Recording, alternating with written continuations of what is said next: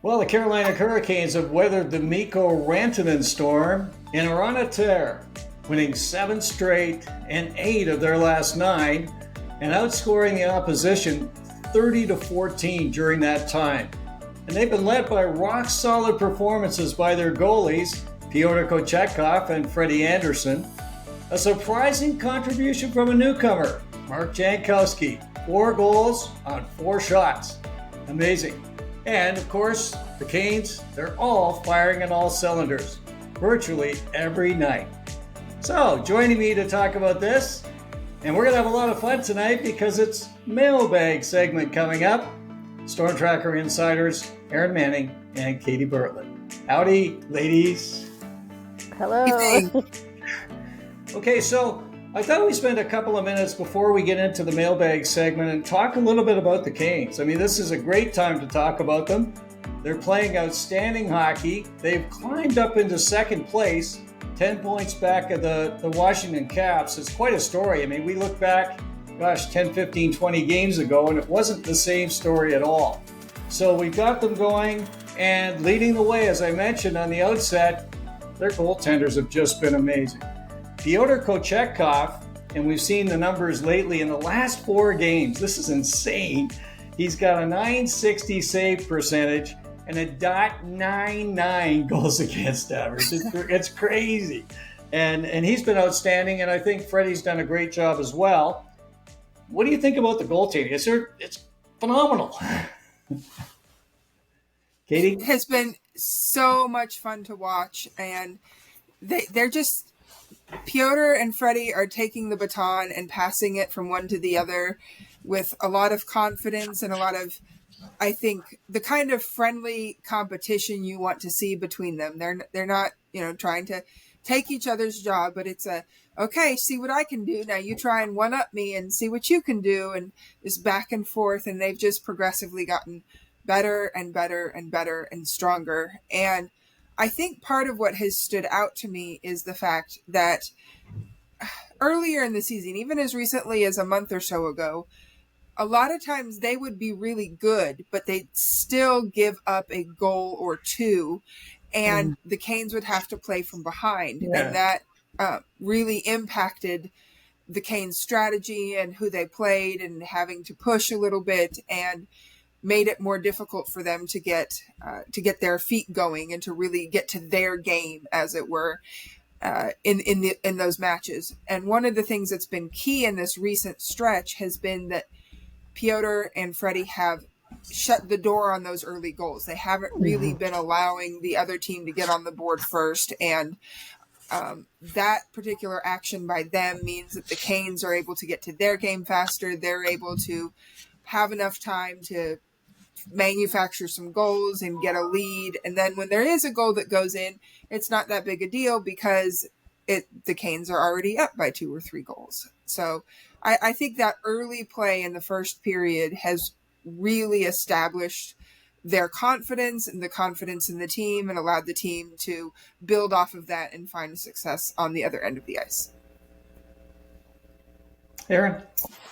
Well, absolutely. Got to agree with Katie there, and just the fact that they're not letting in those dreaded easy ones that we've all cringed at a little bit. But even beyond that, to say one of the comments I think you had, Tom, earlier this season was that we needed goaltenders who were capable of stealing a game, not just goaltenders that were keeping them in the game. So we've actually seen that. There was a game that the Canes did not deserve to win that they won because of Pyotr Kochetkov. So, those are the kinds of things you want to see, especially from a young developing goaltender, that ability to just rise to the occasion and just shut the door on a night when the team is struggling to find their feet, because they're going to have those nights, and especially in the playoffs, they're going to have those nights. And so those are the kinds of things that get you excited about the potential of this tandem working through the playoffs, however that ends up working, because you need them to be able to do that, whether it's to hold the line for a period while the Canes, measure up the opponent, or to just stand firm and be the reason they win on at least a few occasions here and there. And we've seen that in the past from Freddie, not so much since, his various health issues and so on, but he can definitely do that when he's on. But now to see that from Pyotr as well is just really big for the Canes. Well, I think a couple things. They definitely are pushing each other, and I think there's a healthy competition going on there. And it's kind of what we saw last year when they were sharing the duties. They were outstanding. And here's some Mm-hmm. interesting stats. And we know this about Pyotr. He is outstanding on high danger chances. His number, he's Mm-hmm. in the 95th percentile in the NHL and NHL Edge. I mean, no question. And he's been making those saves. And then, of course, he would have the odd little, one that would slip in that he should have had. And that's stopped. And I think that's one of the big differences right now. And he's also being a little bit more careful with the puck. He's not going out and taking crazy chances. He's playing a quiet game, as Trip Tracy would call it. And I think that's very much the case. Something else I just want to mention before we leave the goaltending, they have moved up the ladder something fierce in terms of their numbers. If you look at, and I took Freddie as he's got 14 games, so I used the 14 game number as the minimum. So Freddie's sitting in second place right now with his 2.15 goals against average and 9.12 save percentage. I'm talking about goals against average. And then Pyotr, he's sixth, and he's at 2.37 now after that shutout and a 9.08 save percentage. These numbers Mm-hmm. are fantastic. They really are outstanding. And you will not find a duel that collectively has the number they have. And if you look at the Canes' numbers, and even Dustin Tokarski's numbers were outstanding. He's 2.18, I think, on his goals against average. So those three guys have really been locking it down.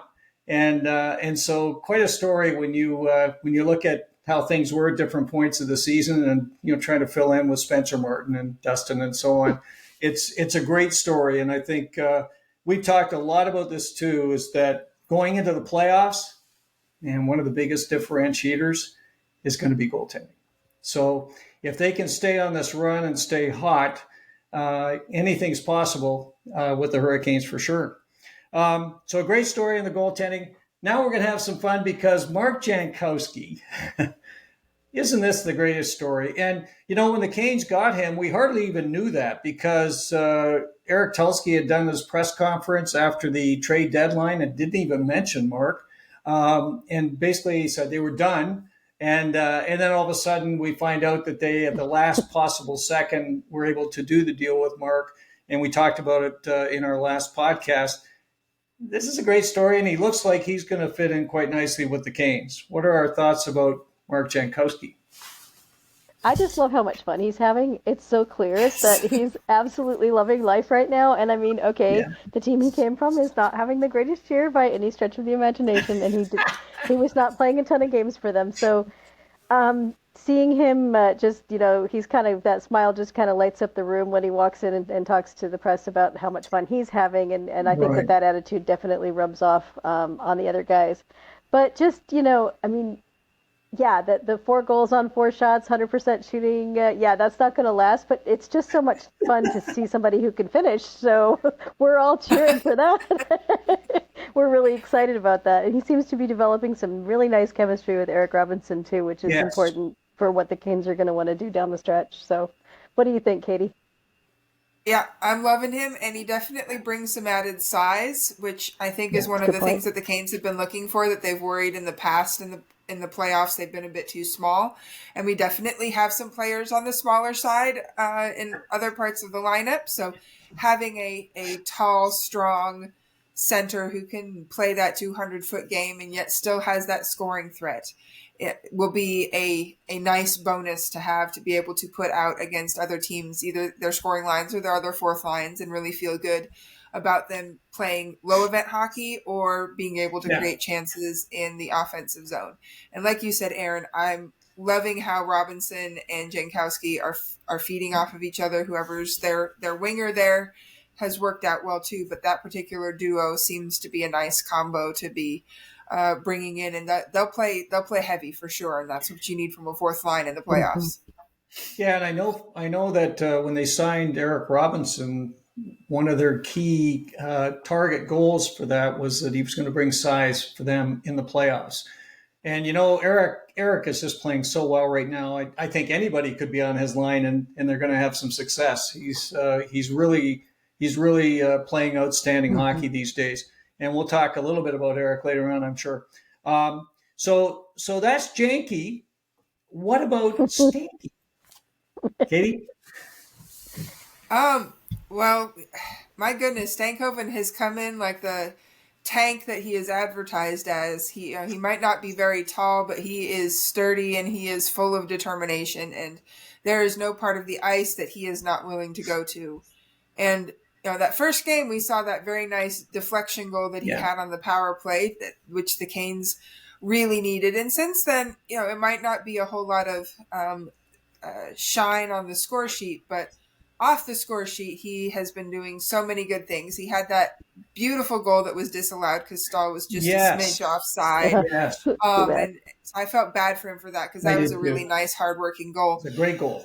But his motor and his work ethic definitely fit on that dad's line with the dad. Really well, and gives them another like-minded winger there, but someone who also has a scoring touch. And I'm sure there will be plenty of other opportunities where he is going to put up some points on sides this time, and start helping to drive some more offense from that line, because we know that Stahl's line is one of the best lines come playoff time for puck possession. They are just not one of the best lines when it comes to finishing. And so I think Stankoven might help improve those finishing numbers at least a little bit, which sometimes all you need is a little bit when it comes to the playoffs. Absolutely. Well, the other thing... Sorry, go ahead, Erin. Oh, nothing. I was just going to say, I think watching him the other night, and I think it was the game against the Red Wings, when he was battling in the corners. Oh. You just get that look of surprise from these huge guys that he's stealing the puck from, managing to get it away from. And, I go back, I know I made the comparison already before, but it just does remind me so much of Brendan Gallagher, because people, when he was young, did not expect Brendan Gallagher to be able to battle in the corners either. They know better now, but, when he was first in the league, it was the same kind of surprise that someone of that size and that stature could just be such a bulldog and be so ferocious on the puck. And I'm loving watching him do that, because that is a feature of his game that translates so well to everything that the Canes do. Yeah, and the Canes had great success with Seth Jarvis with the dads. And so having two bigger players and then being able to put a smaller player like Stankoven on there is a good opportunity for them. And it's great for him, too. They'll be able to open up some space for him, I'm sure. And they're starting to get a little bit of the chemistry going. And he's definitely a skilled player. We know that. And it's going to be exciting to watch. So hopefully he'll be another addition to the offensive side for the Canes. If they can start to get a little bit of offense from the Daz line, that'll be very, very welcome, I'm sure. So one other thing briefly I wanted to touch on was, the Canes are firing in all cylinders. They've just been smoking hot. What's changed? What do you think has led to this incredible surge? Erin? Oh, sorry. You want to go, Katie? Go ahead. Sure. I was just going to say, this piggybacks right off of what we were talking about with goaltenders. Yeah. The fact that they're not letting in those early goals, they're not having to play from behind, means that they're able to get to their game, and they're the ones who are driving play, dictating tone, dictating pace, and being able to establish how the game is going to go. And so for me, that the goaltending has been the key, because they're not having to play from behind. They're not having to clutch their sticks a little bit tighter and wondering when's the next goal going to come from. And what I think has also been key is they've been getting production up and down the lineup. It hasn't just been trying to rely on Aho's line. But you go and you look at the game card, and there's at least two lines involved in the scoring in every game, if not more. So for me, that's the key. It's establishing the tone early, not letting in that first goal, not having to play from behind, and being able to get to their own game and dictating pace and tone of how the game is going to proceed. The only thing I would add onto that is that, we talked about this a little bit, I think. There's been times in the year when I think we all felt like they weren't gelling together for some reason or another. So you had a lot of change and a lot of drama over the off season, players leaving. You had the new guys coming in and certainly working very hard, but they didn't have the shared experiences, and sometimes it just takes a little bit of shared adversity for a team to gel together. And, Oh, when you think about some of the stuff that they've been through prior to this all coming together, and, we can look at the whole drama of the Rantanen trade because that was a factor. yes, But I mean, yes, just also the fact that the entire team went through a 2 week misery of everybody being sick with the flu. I mean, those kinds of true. things are the sort of thing that they have to battle through and find a way and, pick up the pieces for each other and have each other's backs out there because, the guy next to you might not be 100%, but you've got to get through the game anyway.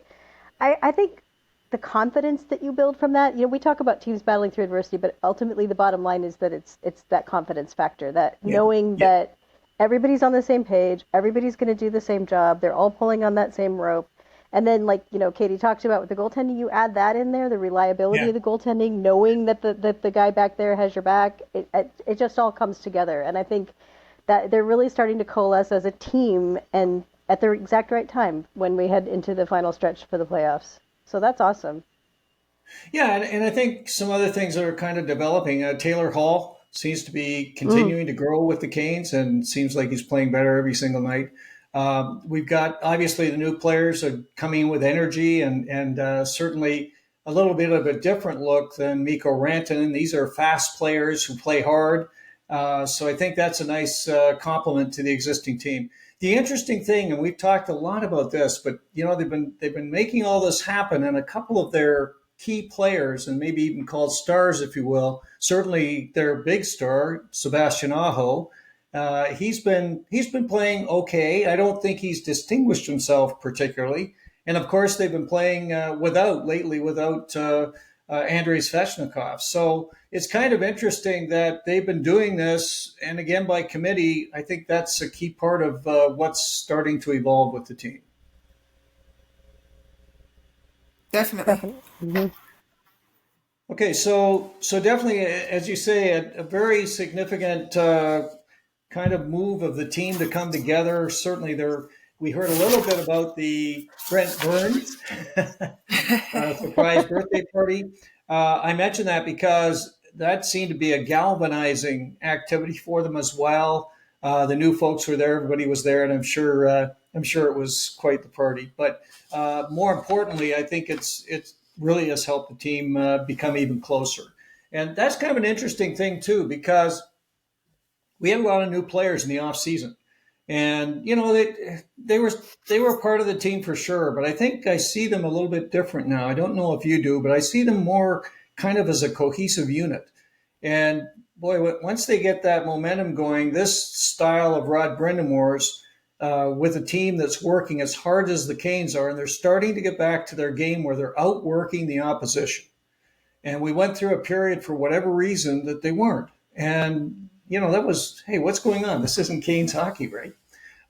So they're coming back on strong. And hopefully, as they head out west, it's going to be an interesting couple of games. They got 3 games out there, 2 of them with lesser teams. So this might be an opportunity for them to continue their winning ways, playing San Jose and Anaheim in that 3-game trip. So we'll see how that goes. Hopefully on Thursday night, we've got another win to put in the win column. So that's good. Okay, so time for mailbag. And we're going to be highlighting questions tonight from a lot of fellow Caniacs on X. Some great questions. I got to tell you, I really appreciate the folks taking their time and sending those in to us because there's some really, really good ones. So let's get started. The first question comes from Canes and Dogs. And he says, where in the lineup is Svech going to end up? I like the Aho, Jarvis, and Blake line, but it sure is lacking in size and physicality. Who wants to take that one? Oh, I can start with that one. Okay. I think a lot of us, as we watch, feel like there's just something about Svech with Aho that doesn't quite click. So we talk about, should he be on the dad's line? Should he be with Kotkaniemi? Or do you just kind of have to try and make it happen again on the Aho line? I think where he's going to end up, where Rod's going to eventually put him, is going to be up on the Aho line because of the aforementioned physicality. I do think because of his size and his and his presence there that he will make that line a little bit more difficult to play against. I mean, no shot at all to Jackson Blake. I love Jackson Blake and his game. It has been fantastic, but he is a rookie. He is not playoff tested, and he is smaller. And if there is one criticism on Jackson Blake's game, it's that he's a little too easy to body off the puck. Yeah.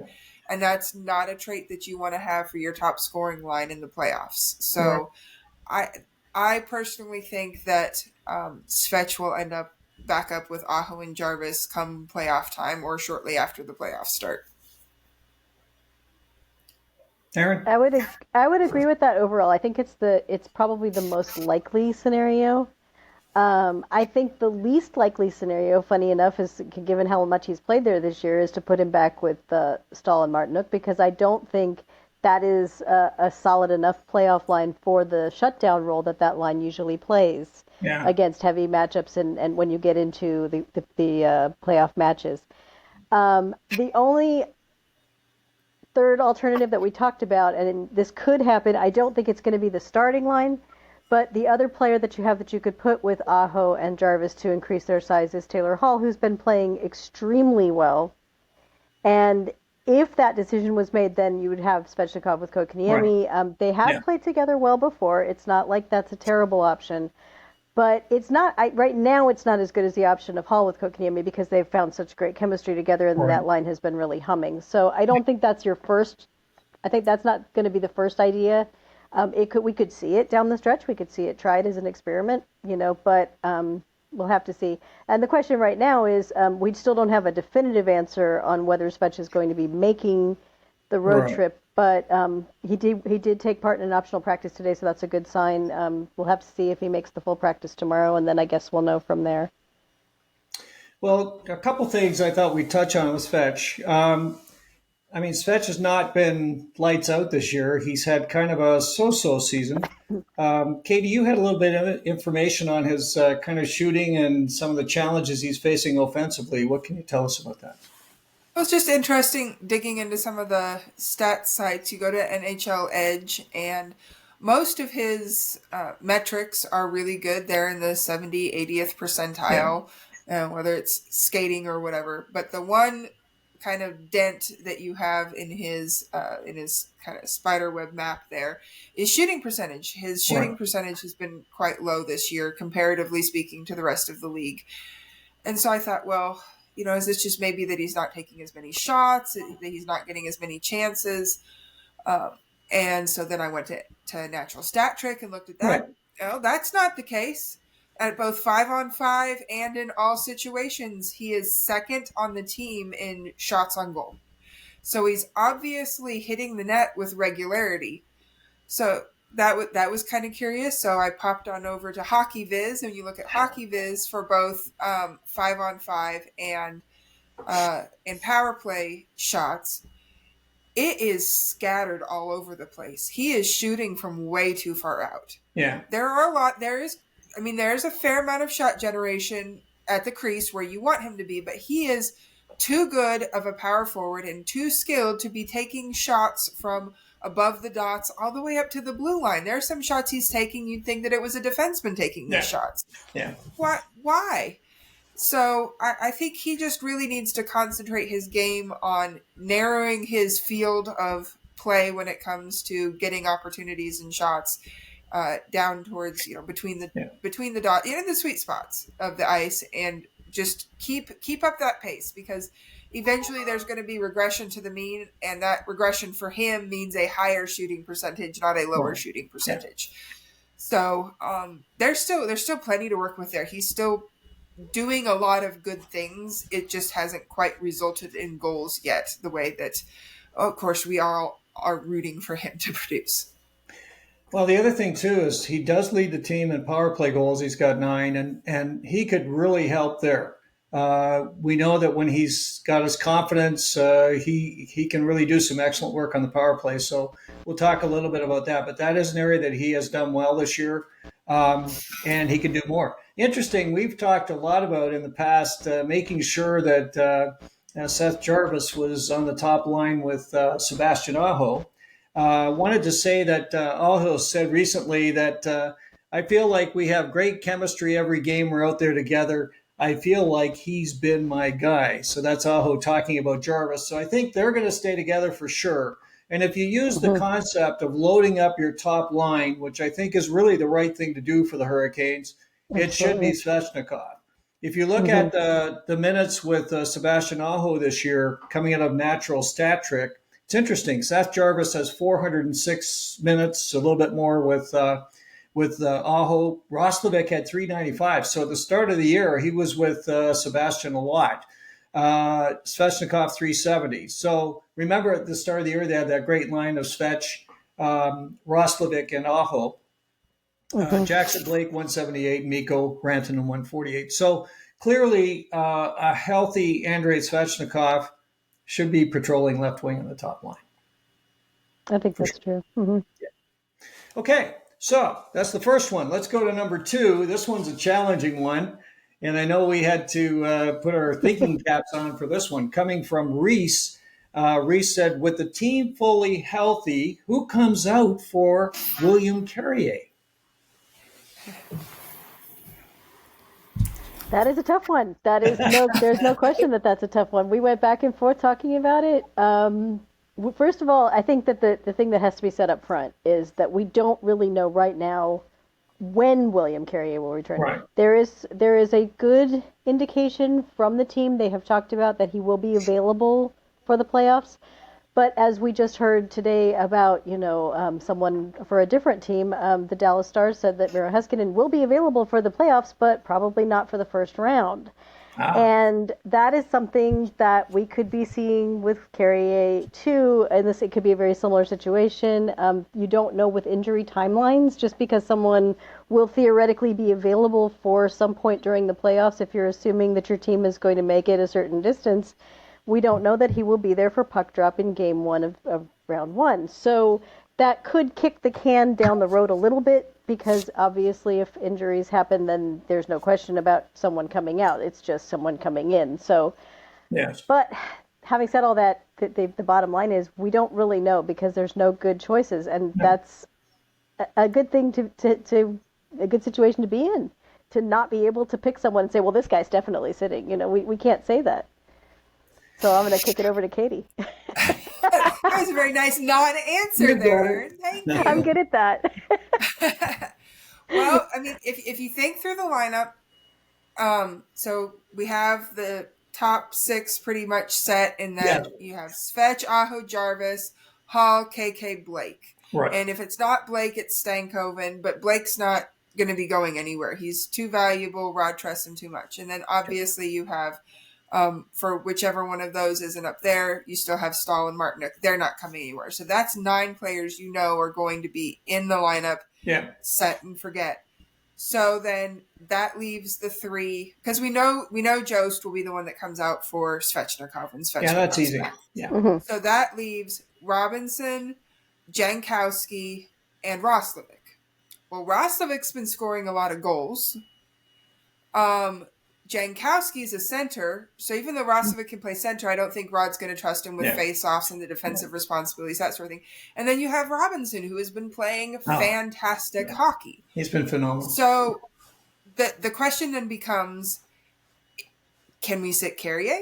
He hasn't been playing in a while. He's probably going to be rusty. How much of what Carrier brings to the team is something that Rod is going to value in order to replace one of these other players that has also brought a ton of value? The heavy north-south play of Robinson, the centering strength of Jankowski, or the goal-scoring production of Roslovic.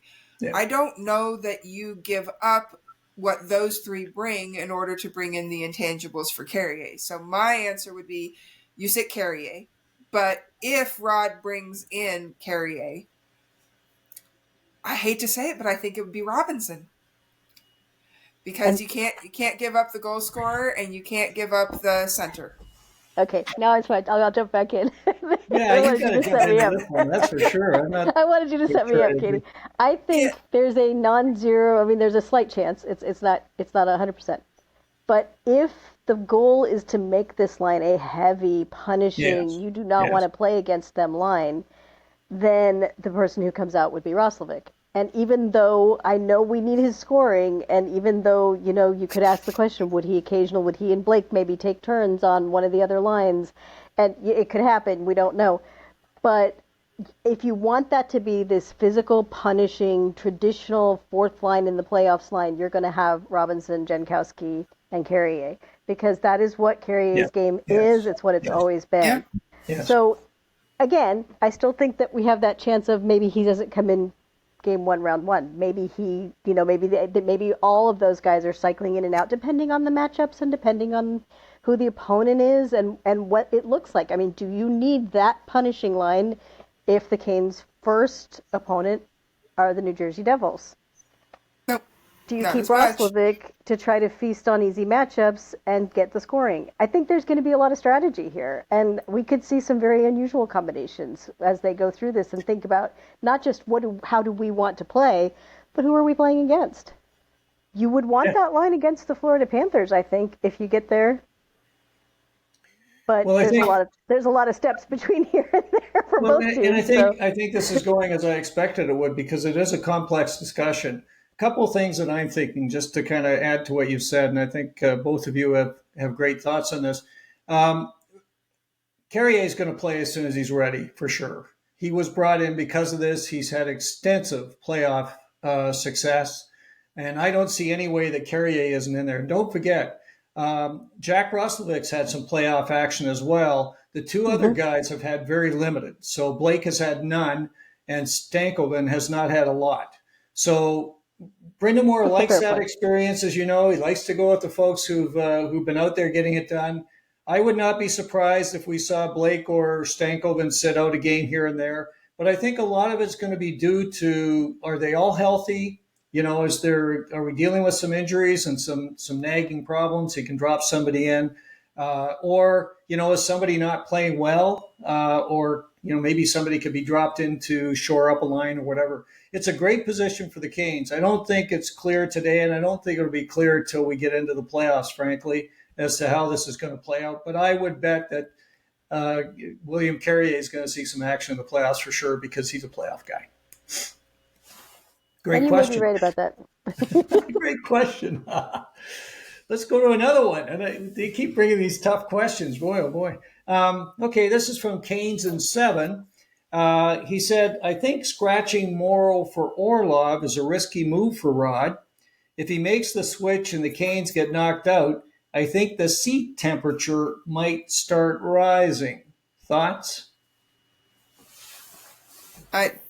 Something like sitting a rookie for a proven vet is not going to change the seat temperature for Rod Brindamore in the slightest. So I think we can say that with a certain amount of confidence. And again, has Morrow been great? Yes. Has Orlov made some really big boo-boos that have led to goals? Yes.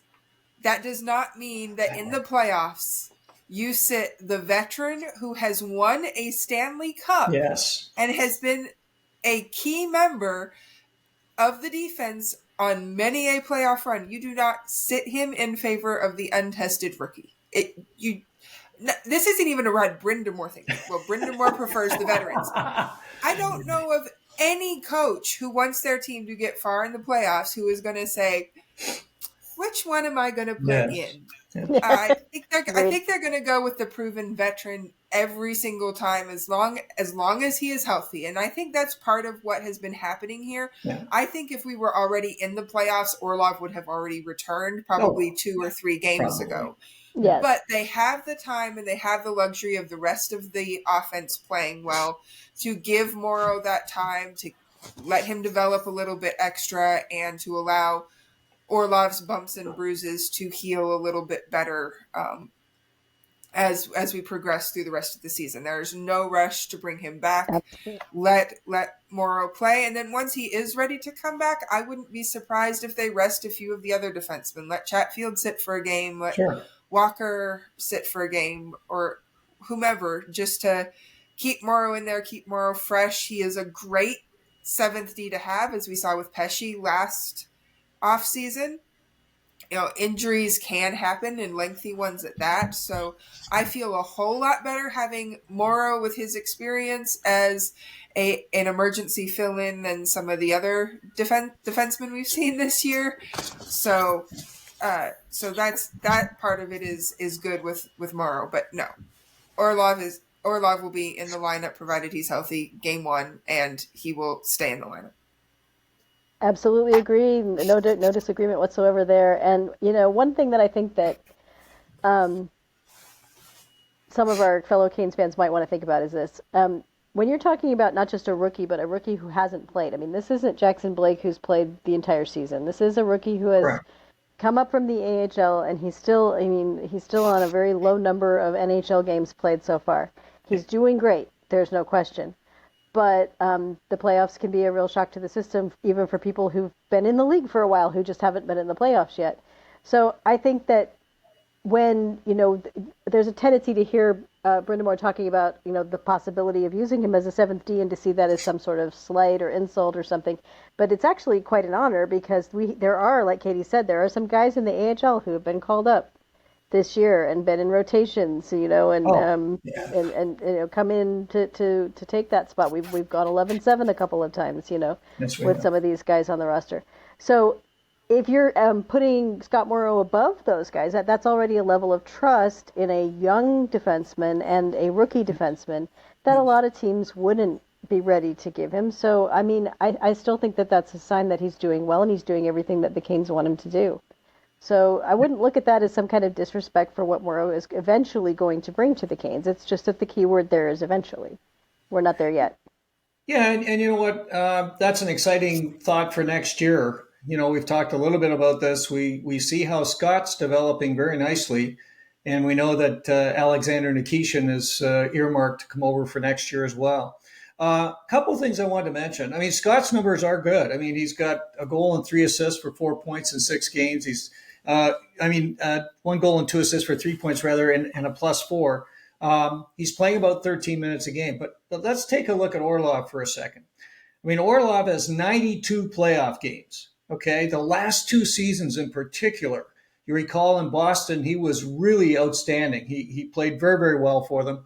And last year, of course, moving up with Jalen Chatfield into that number 2 pair, basically in a very tough situation due to injury. I thought he accorded himself very well. And so he's a guy that really kind of brings his game forward. And now with him getting a little bit of a break, I think that's going to give him a chance to recenter, come back in, be sharp, and be the kind of defenseman that the Canes are really going to need in the playoffs. He plays a heavy game. He's a guy that can really lay on the body, and I think that's key as well. Morrow's a little bit more of a finesse player, as we know. The other thing with Morrow, I would not be surprised if Scott goes back to Chicago. They're on a run here. They've got a chance to go into the playoffs. This is a great experience for him to play big minutes, to play in all situations with the Wolves. So I would be a little surprised if he's hanging around with the Hurricanes. I just don't see it. I see him playing down in Chicago and getting a real opportunity to experience, some very, very significant hockey as they go into the playoffs as well. And I'm sure that the Wolves would love to have him back. So that's always possible. Yeah. So I think again, it's a great question. Scott certainly got our attention. We really like the way he's playing. His offensive acumen is really special. He made some great plays that we saw, and one led to the goal with Jankowski. Another one he set up Jordan Martinook on an incredible play. He sees the ice extremely well. So lots of excitement with Scott. Great question. Canes in 7. Again, we're with Dimitri at this point. So we'll stick with that. I knew this would come up somewhere, and it did. And Beth Black Swan asked the question, is there any way to fix the power play before the playoff absent divine intervention? And that's exactly the way to put it, I think, at this stage. I wanted to, before we get into the discussion, just refresh where we are with the playoff, with the power play. We started well. I've talked about this in the past. We headed into January and did 5.1% success. We went into February. We're up to 12.5. That's going the right way.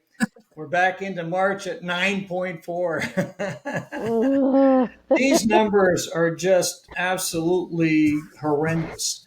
And we know that the power play is going to be critical in playoffs. It always is. Those games, quite often, it's the special teams that save the day. And of course, the Canes are very fortunate to have one of the top penalty killing units in the league, and they're going to count on that significantly. But the power play's got to get fixed. And we've seen them doing a lot of different things. They're trying to dump the puck in and go after it. They're trying all kinds of things. But what do we think has to happen to get this power play fixed? Katie, why don't you take a shot at that one? Well, it's interesting. If you go back to January, the Avs were in a similar situation until the trade happened, and they ended up with Natchez. And then their power play took off. And the one thing that was the key for them is they had the same problem the Canes are currently having. It's too static. It's too stagnant. It's too many just people standing in one place, passing the puck around the umbrella, not creating anything dangerous, anything that resulted in the likelihood of them scoring. So what the Avs changed with having Natchez in there is that Natchez started moving around. Yeah. He was never in the same place. He'd start out coming into the zone and be in the left face-off circle, and then he'd be behind the net, and then he'd come out net front, and then he'd shift off to the side looking for a tip pass, or he never was in the same spot and always moving around. And whenever he moved out of a space, another player would move into and fill up that space. And so the defense wasn't able to just, be able to turn their back and say, well, I know that this person is still going to be there even if I'm not watching him with an eagle eye because, he might be 2 feet to the left or 2 feet to the right, but he's going to be in the exact same place. If the puck goes in that direction, I know how to turn and position myself.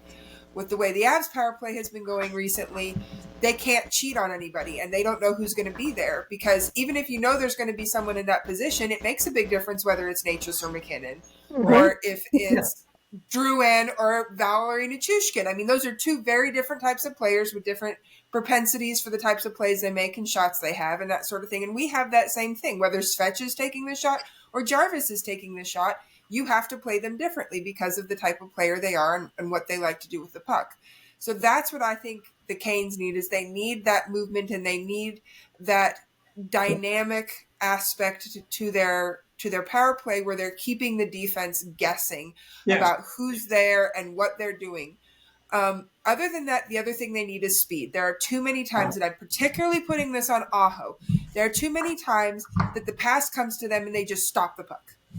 They don't even dust it off. They just stop it and they sit and they wait and they look left and right, left and right, left and right, and then do something with it. Well, by that time, if you're taking a shot, the goalie's already in position or a defender is able to get into the lane and block it, or they're able to get a stick and prevent the pass. It's giving the defense way too much time to react, and definitely the goalie as well. So they need to be much more intentional and quick with their passes and their shots in order to have a better chance of the puck getting through lanes and beating the goalie.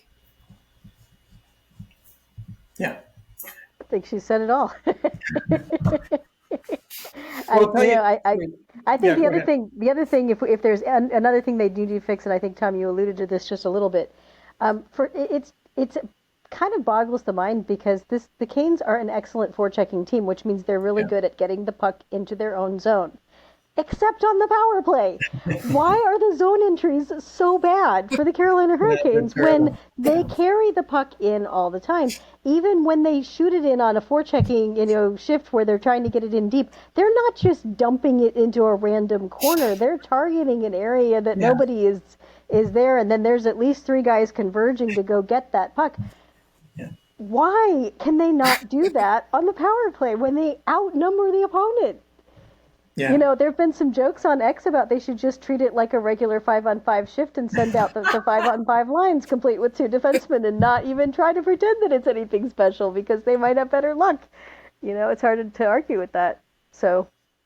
Well, I mean, the other thing, too, is that they relied on Marty Natchez for those zone entries. He is one of the best in the league, frankly. Mm-hmm. And they really counted on him to do that, and he did it well for them. Once he was gone, this was a major, major hole.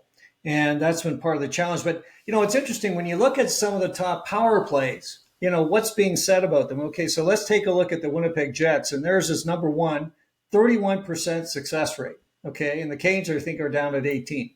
So here's what the power play coach David Payne said. He said, "Yeah, there's not a lot of focus on end results. We basically stick to the process about what we want to do and how we want to do it."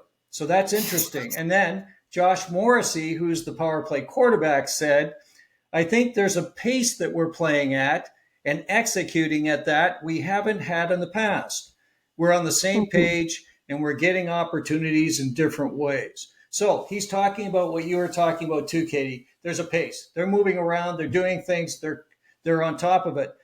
Todd McClellan for the Red Wings, they're third at 28.3%. We know they've been smoking hot at different points this year, said it is very well connected. So the other thing about this is that these players have got to be on the same wavelength. Okay, so to me, what you need to be doing is you've got lots of movement. People know where they're going to be. The puck's moving quickly. All of a sudden, you get that shot, that gives you a chance to get a rebound, or it's a one-timer from the right or left side. Again, doesn't sound like there's a lot of magic here. You just go out, move quickly, and get the shots on net. And of course, first and foremost, you've got to get into the zone. But the Canes have got to get that number up. They cannot be in the playoffs at 8 or 10 or 12% success rate. It's just not going to go. And that would be the Achilles heel for them this year, because the other parts of their game are looking good. They're looking very, very good. So, again, great question. And it's a tough one. Some divine intervention probably wouldn't help. Well, divine intervention is definitely what's going to be needed at this stage. Wouldn't hurt, sorry. Yeah. Okay, our next question, it's actually two folks had a very similar question, so I'll read both of them before we jump into it. Sean Barron said, with us having a lot of cap this upcoming offseason, are there any expiring contracts you feel are a must sign, or at least would try to sign before free agency? Okay. And then Eric K8 came back and said, if you could bring back only one of the pending UFAs on the Canes, who would you want to target the most? So here's the questions we're getting. Who should we be looking at with the folks who are currently unrestricted free agents? Katie? Okay, well, let's start with the ones I definitely think that the Canes should be looking at, and that would be at the top of my list, Hall and Robinson. Yeah. I think they both fit in very well. Robinson has just worked his tail off and shown that he is a Canes player through and through, fits to a T. Same thing with Hall. I'm going to throw a little bit of a curveball out there for my third one, just because of the way the market is looking for this summer. I would not be surprised if the Canes re-sign Freddie Andersen. Okay. Because it's just not looking like there's going to be a lot of goalies that would be an upgrade over him, even with the injury issues. That might be an area if Freddie's willing to come back at a number the Canes are comfortable with. They can say, look, we know this duo, we know this tandem, we know how it works. Let's just keep, there's not a better option out there right now. Bring him back for a year or two. So that's perhaps my curveball. But I think if I only had to choose one, though, I'd probably go with Robinson. Yeah. I love his vibe. I love his energy. I love the heaviness with which he plays, and the fact that he seems to work just about anywhere in the bottom nine. I don't want him on the Aho line, but he has been able to work well with KK. He has played with Stahl on bump up shifts after power plays and looked really good. And then obviously on that fourth line, he's been phenomenal and really seems to be creating something with Jankowski as well. So just that versatility that he has, that he can, take the minutes just about anywhere other than that top line is super good as well. So yeah, if only one, sign me up for Robinson. Erin? I think I pretty much agree with Katie. I would say that's also the choices that I would make. I would not be surprised, just in a practical sense, if they're looking at both Hall and Robinson, and I would not be surprised if Hall were to be signed before we even get to the summer, because he really wants to stay in one place. He does. And if he likes it here well enough, then he might be willing to sign at a number that everybody's happy with. So that could get done even sooner than Robinson if that's something that they do. With Freddie, I know we've gone back and forth on this. I see what the thinking is, because there really isn't a lot available unless the Canes manage to pry someone loose that we aren't even thinking is available. Right. Because that's always possible. But the only concern I have would be that I would say if they did it, it would have to be a one-year deal only, because he will be 36 years old. You don't want to sign him for 2 years at this age. Goalies can deteriorate quickly when they get into that age range, and especially if they have an injury history. There are not very many Marc-Andre Fleury's out there that are playing. I was just going to say the Flowers been around for a while. Yeah, the guys that make it into their 40s and can still play goal are pretty few and far between. So we don't want to get too close to that age range with Freddie's history. And the other thing is that I think that the Canes would have to be pretty convinced that Kochetkov could actually handle the kind of tandem where it's two games to everyone, because 2 starts for every one of Andersen's, or being able to hold down a significant stretch in case of injury. So if they're ready to see that in Pyotr, that would be great for the team if they have that kind of confidence in him. So in that case, sure. Well, and Pyotr's deal is $2 million. He's got another year on it. So I think, the Canes are in a pretty good situation. They may decide to acquire a third goalie. If they do keep Freddie, they might get a third goalie that could play some games in the NHL. There are some folks like that floating around, and I think you could probably do that. But I totally agree with where you're going with this. I think Eric Robinson has been just wonderful. 13 goals, 16 assists on the year. He's a guy that scored that cool empty netter the other night, which I thought was great for him. He works so hard. It's nice for him to get a break once in a while. And he's a +10. So he's been out there and doing a solid job on both ends of the puck, and I think that's great. Taylor Hall? Sorry, yeah. Oh, I'm sorry. I thought you were about to transition. I just want to say, the one unrestricted free agent none of us has mentioned yet. Who? Jack Roslovic. Yeah. Yeah. So I don't think he's coming back, because I think he's going to want a bigger role, and I think that the price tag that he is going to want is going to be more than the Canes want to play him for the type of player they would be targeting for the team. I would agree with that, because I think that he's going to be able to command a little bit more salary, and there's absolutely nothing wrong with him seeking that at this point in his career. He's had a really good year with the Canes, and he should be able to capitalize on that if he wants to. Now, if he wants to stay and work out a team-friendly deal, then the only question becomes, where does he go if the Canes decide to elevate someone like Bradley Nadeau, for instance, and those are questions that are going to get more airtime as we get closer to the summer. So we'll wait for that. Sure. I mean, the lineup is going to be tricky, but I was just going to mention on Taylor Hall, just to wrap this up, is that I felt like just in recent games, Hall is really kind of taking his game up a notch. And he's a guy that, his pedigree is incredible. He's been an MVP. He's done very, very well in the past and has struggled through some injuries, but really looks like he's finding his game again. And he's made it very clear he'd like to stay. And for sure, he's the type of player that the Canes would love to have. And it's just a question of what the deal looks like, but I suspect it'll be a relatively team-friendly deal. He's had many big deals. I don't think he needs to worry about that. So I could see him on a 3-year deal. It's something that's reasonable. And again, with Jack Roslovic, I'm back and forth on Roslovic, because Eric Tulsky has been talking about looking at most of the free agents, like talking to them. And he's made that very clear. And Roslovic, if he gets his game going and it's starting to come together again, if he hit 25 goals or something this year and he's starting to play the kind of hockey he can play, he becomes an interesting player to bring back. He knows the system. Everybody knows him. He seems to get along great with the teammates. He seems to be smiling more these days, so that's always a good sign. And he's got chemistry on that line with Kotkaniemi and Hall. And that's the other thing I want to mention is, when we look at the lineup going forward, I'm not quick to move Roslovic out of that position, frankly. That line has looked really, really good. And for the first time, the Canes have a number, I don't know if it's 2 or 3 line, based on what we hear Nobody knows. with Rod.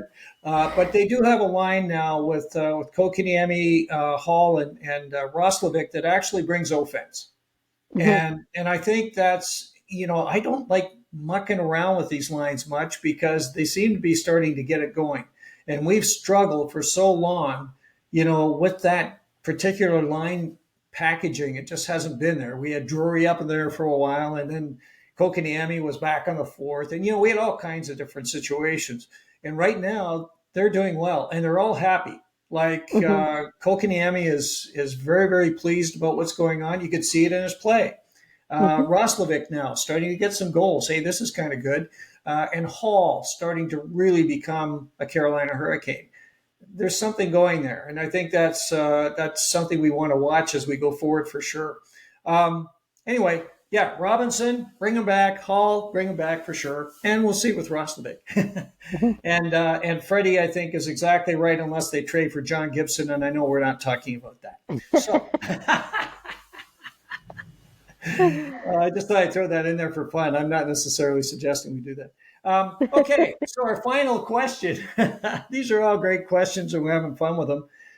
This one is a tricky one. Okay, so from Deanna, she said, with all the noise around big pending UFAs in the league, is there anyone under the radar you think the team should target? So, looking at the UFAs this summer, we know that the guys that are, up in the ether, and certainly where everybody's talking about them are, of course, Mitch Marner, again, Nikolai Ehlers, Sam Bennett. These are all folks that we'd love to have on the Canes, but they're in that other group, and we may end up with one of them. We don't know that. But I think Deanna is asking, let's go down a layer or two, and are there some players there that we might be considering? Who wants to kick it up? Go ahead, Erin. Okay. Well, I mean, I know that the one of the big questions that keeps coming up on social media is, are the Canes going to do anything to add a 2C or whatever number Rod assigns to that person, because we have no say over that. And yeah, if they were going to go big game hunting, if they were going to go look at somebody like Sam Bennett, that might happen, or, sure. But there are some other potential options. I know, I think that you, Tom, had mentioned Mikael Granlund. I'm a little unsure about whether he's going to be the right fit for the Canes, given especially his age. The Canes have such a young the Canes have such a young group right now, so. There have been, and then there's a lot of people that are listed as centers who don't really play center. I know that, for instance, the Seattle Kraken have Morgan Geekie, who used to play for the Canes. He can play center, but the last data I had from Kraken fans is that he's really barely touched center this year. He's not been playing center very much at all. So that's where I guess for me, I start having the question: are these, if you're talking about bringing up these players as, or signing these players as depth wingers, how many depth wingers are the Canes really going to need, especially if they do bring back Eric Robinson, if they do bring back Taylor Hall? There's going to be a crowd there. So it's possible that we could look at some of those guys, and I know you've got a couple that you like too, Tom. Yeah, for sure. No, I mean, if you're looking at, I think anyone the Canes brings in that group is a role player, somebody that fills a spot. You mentioned Morgan Geekie. He's actually with the Bruins. Geekie, he's a guy that I forgot he got traded. It's exactly. He's a guy that previously played for the Canes, so they do know him. And he's had some success this year. He's got 23 goals, so he's a guy that's interesting. He'd be low cost. Trent Frederik is an interesting one. He's with the Oilers now. He was traded by the Bruins, but he's a big player. Like, he's 6'3", 220. He's had 18, 20 goal year, whatever, close to. So he's a guy that, again, if you wanted to bring in somebody that could be a role player in that regard, he might fit the bill. Luke Cunning's another guy that could do it. He's with Columbus now. Cunning, Again, an experienced player, not that old. He's 27 years old. He's been in the league for a while, but he's solid too. He's 6 foot, almost 200 pounds. These are all players that I think are of the type of player that would fit a role for the Canes. You know, Mikhail Granlund, I agree with you on age, but boy, he's a heck of a nice player and he's finished, so that's kind of cool. But again, maybe that's not a good thing. These days, Sorry, I who wouldn't knows? say that. But again, Yeah, no, you're looking at players that are going to be complementary. and I think that when you look at what we've got coming along, and you know, I know that there are players playing right now for the Chicago Wolves who aren't necessarily ready just yet, Right. Yes. but they're getting closer and closer. And at that point, you don't want to be one of these teams that fills all of those lower, especially the bottom 6 wing spots, with guys that, you know, you pick them up as a UFA and you sign them for, you know, 3-4 years, because then those guys look at that roster and they say, well, there's absolutely no way for me to crack this roster, because let's face it, a lot of our forwards in Chicago are probably not top 6 players. I mean, there's a couple exceptions, and we're all really excited about those exceptions.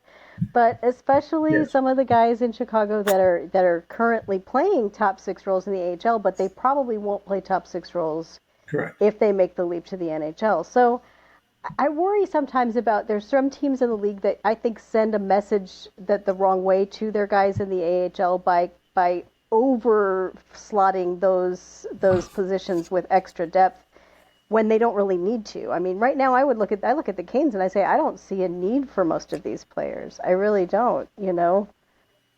There's not one name on that list that jumps out at me apart from those first 3 that you mentioned, the top guys, you know. Yeah. There's not a game changer on that list. There's not somebody that you'd say, oh, we really need the Canes to have these players. So, you know, and I don't know. I think that's right, Erin. And the thing I was going to mention is that they've got to lock up the existing unrestricted free agents, because if some of these guys do move on, and who knows, I mean, until they're signed, they could. Sure. Then you are looking for some role players, Sure, some folks absolutely. who can come in and fill in for them, and that's where these folks come in. But we do have players like Bradley Nadeau who definitely should get a long look in next season. Whether or not he makes a team, who knows? The other thing is that on the defensive core, I don't see anything there either. The Canes are loaded on the blue, and they've got youngsters coming that are going to definitely want to claim spots next year. Now, there was another player that we talked a little bit about, and that's on the goal side. So if Freddie doesn't come back, Katie, what do you got for us? Okay, so this is a controversial suggestion, but remember when you listen to this, if Freddie doesn't come back, the UFA market, we're talking just the UFA market, not through a trade or something like that. I fully believe that if Toski wanted to try and find somebody to play goalie for the Carolina Hurricanes through trade, that he could do that. So I'm just looking at UFA options, which aren't many. They are few and far between. So if you're really talking kind of a dark horse and outlier, there is a chance that perhaps the Canes would take a look at Alexander Georgiev, which is crazy to say, because Georgiev, I mean, to label the year that he has had this particular season as rough is being a little bit generous. He has really, really struggled, especially in a lot of the ways that would be problematic, let's just say, for the Canes, like giving up goals on the first 2 or 3 shots of the game, so the team's having to play from behind. And that was happening when he was playing with the Avs, and it's still happening when he plays with while playing with the Sharks. Now, granted, there's a bit more of an excuse there because the Sharks are what the Sharks are. Yes. But at the same time, the thing that Georgiev would provide is it would provide a vote of confidence in Kochetkov. This is something the front office would do to say, you are our guy, and we don't want to tie up a ton of funds in somebody because we plan to extend you as soon as we are able to. You are our starting goalie. We fully expect to be able to make you the guy in net going forward. Yes. In which case, the person you want to have backing him up needs to not be another rookie, needs to not be somebody who's inexperienced. It needs to be somebody like Georgiev, who has played both a backup and a starter role. So if Kochetkov were to get hurt, he would be able to play a significant amount of games in a row. He's a fellow Russian speaker, so you would have Yes. that going for that particular duo. He has playoff experience, and in fact, his playoff experience has been quite good. And has put up really good numbers in the playoffs. So again, if you needed him to take on that role, it would be possible. So the question is just whether or not the Canes feel like they can take on that particular reclamation project, and whether or not it's worth putting the time in. There is potential upside, but there's definitely potential risk there. But I mean, if that's not the definition of a dark horse UFA signing, there you go, Katie. Yeah. Sure. That would be an interesting option. And the other question that got asked the other day on X that I really don't have any knowledge or way to answer it, but you might, Tom, because you've paid a lot more attention to the Wolves. How is the young Russian for the Chicago Wolves doing these days? Well, the young Russian goaltender playing there. Ruslan Kazeev is, it's early days for him. He's not seeing a lot of action now. Of course, they've got both Tokarski and Spencer Morton. Right. So he's a ways out for sure. He is. Okay. That was my thinking, but I didn't want to say that with authority when I haven't really had a chance to watch the Wolves. There are some people that are, I think they're pinning their hopes on him, making that leap a little faster. I did not think that was the case, so that's good to know for sure. Well, don't forget, he came over as a 19-year-old as well. Oh, so yeah. He's very young. He's got lots of time, and they're keeping him in Chicago because they've got Stan Dubicki, who's a great goalie coach there, and he did some work with Pyotr before, so he's had experience with Russian goaltenders. And they're just bringing him along slowly. And he's a guy he's a big player. He's got some incredible natural talent, but it takes time for goalies, as you know. Sure, absolutely. And I think he's a guy that could be a goalie of the future for the Canes. I really like what I've seen from him. But again, he's still learning. So lots of time there. We won't rush him. We could bring in Georgiev for 3 or 4 years and then bring in Ruslan. In case we'd have a Russian duel right through. So it's kind of fun. Georgiev, just a last comment on Georgiev. I mean, he's seeing lots of rubber right now. I can tell you that with San Jose, he gets all kinds of work. So if he wants to bring his game back up to some kind of level, that's probably a good place for him to do it. So we'll see if he is around in the summer and if Eric has interest in Alexander Georgiev. Great questions to all of the folks that sent those in. Thank you for doing that. We have a lot of fun with the mailbag segment. All challenging questions, and certainly we had to put our thinking caps on and have discussion to kind of be prepared for that. So look forward to the next one for sure. We've got a road trip coming up. Ladies, closing comments? Katie?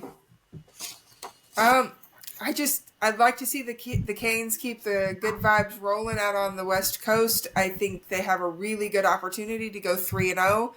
I don't want them to overlook and take for granted the Sharks or the Ducks, but smack dab in the middle of those games. And remember, this is 3 games in 4 nights, so they're traveling to the West Coast, and it's going to be tough. So you have San Jose, day off, Los Angeles, and then Anaheim. The Los Angeles game is going to be really interesting. It's the one that I am looking forward to the most because Los Angeles has a phenomenal home record. Yes. A lot of the people that I've been listening to that have talked about possible playoff matchups are looking at the fact that it's probably going to be LA and Edmonton again in the first round like it's been for the past few seasons. And that the one key for them is who has home ice because they think that this could be LA's year to knock off Edmonton if LA can gain home ice because they have been so dominant. Yes. So I'm really interested because we've talked about how the Canes have not been quite as strong on the road as they have been at home.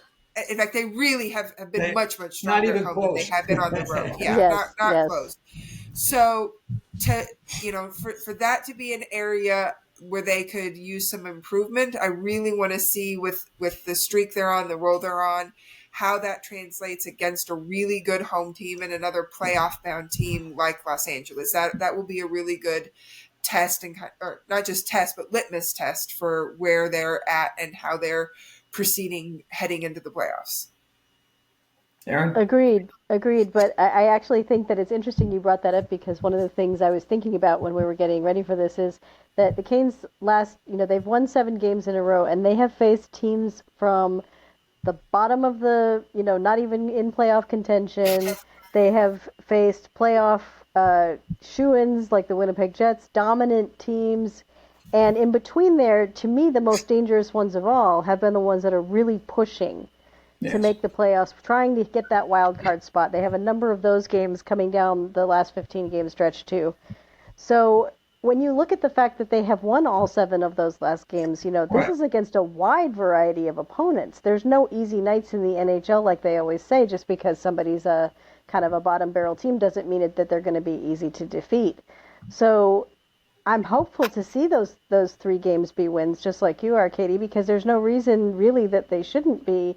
I grant you that LA is going to probably be the team that will be pushing the hardest, but the other 2 teams are going to be trying to get a win too, and they're going to be hoping that the Canes are in that mindset of, oh, we don't really need to prove anything here. We don't really need to, as so many contending teams get into down the stretch, But I think that right now the Canes mindset is not like that at all. I don't think there's anybody on the team right now that's thinking they can have a couple of easy games, and not really care about the outcome. I think they care very much. So it will be interesting to see them bring their A game against all 3 of those teams.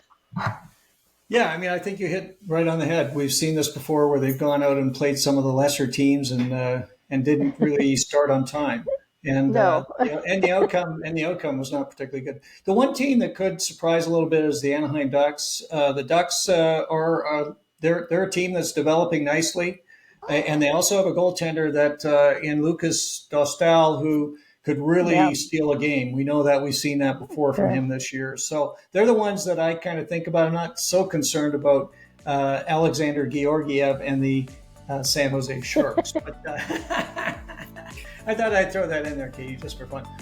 Sure. In any case, it is going to be fun as we continue to watch the Canes. We're going to be here virtually on a weekly basis, trying to keep everybody up to date on what's going on. This is an exciting run for the Canes, and boy, I tell you, it's great to be a Carolina Hurricanes fan right now with all this great news that's going on. To all of you who are watching or listening, we're all delighted that you spent the time with us, and I did want to mention that we just achieved quite a milestone here on Storm Tracker with 25,000 views since we started just a year and a half ago, and we're really excited that you've all spent time with us and are enjoying our podcast. For those of you who like the podcast, please press the like button. If you have any questions or you want to say anything to us about the podcast or about the Canes, please use the comment section below, and we'll respond just as quickly as we can. And of course, if you want to be alerted of future episodes of Storm Tracker, please press the subscribe and the bell buttons, and you'll be alerted just as soon as they're available. As always, thanks so much for joining us. We look forward to getting together with you real soon right here on Storm Tracker.